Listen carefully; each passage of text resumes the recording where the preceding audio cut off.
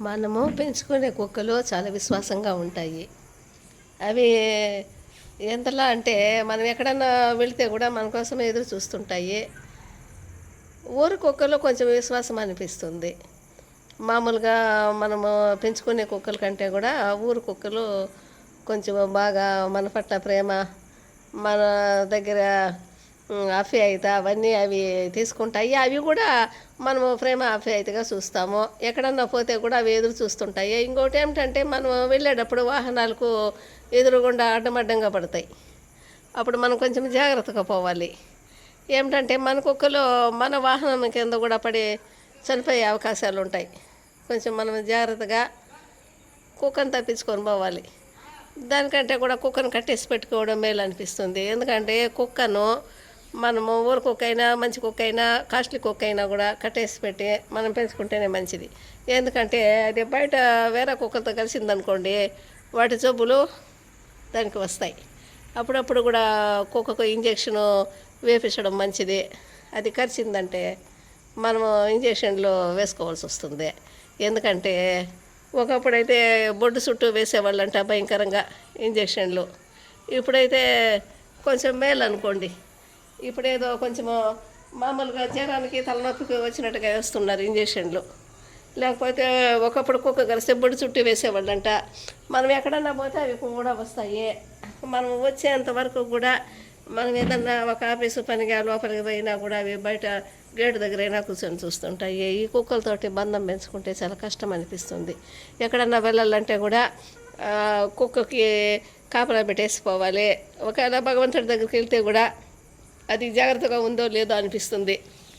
దాని తగిన వాళ్ళనే, మంచి వాళ్ళనే, ఆ జంతు ప్రేమికులుగా ఉండే వాళ్ళనే కుక్క కాపలా పెట్టేసిపోవాలి. లేకపోతే కదా అది ఏమైందో ఏమో అనే దేవుడి మీద ఉండదు మనసు, కుక్క మీదనే ఉంటుంది మనసు. కాశీలో కూడా కుక్కల్ని చాలా ప్రేమగా బాగా చూస్తారు. వాటికి గుడ్డలు కూడా కుట్టిస్తున్నారు. మనము షర్టు ప్యాంటు ఇలా డ్రెస్సు కుట్టుకునేట్టుగా వాటికి బాగా ప్యాంటు లాగా, డ్రెస్సు లాగా పొట్టకు సరిపోయేట్టుగా క్లాత్ పెట్టి కుట్టించి వాటికి డ్రెస్సు కూడా వేస్తున్నారు.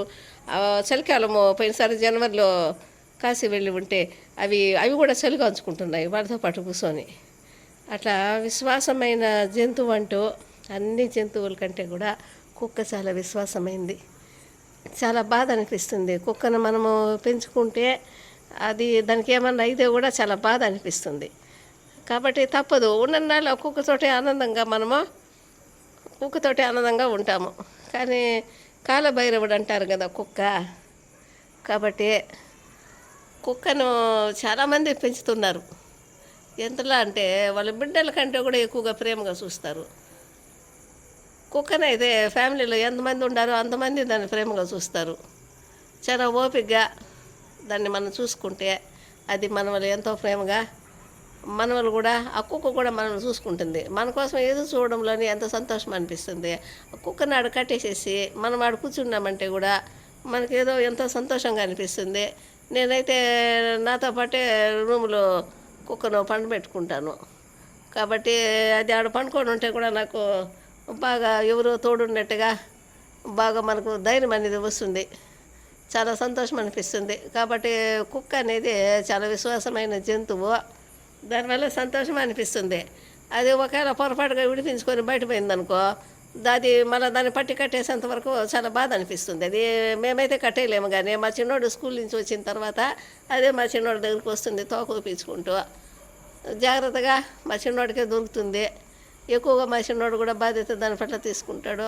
పిల్లలకు కూడా నోరు లేని ప్రాణాల పట్ల జాలి దయ ఉండాలి. అప్పుడే పిల్లలు మనసు కూడా బాగా మంచిగా, వాళ్ళకు కూడా సంతోషమో ఆనందమో అనిపిస్తుంది.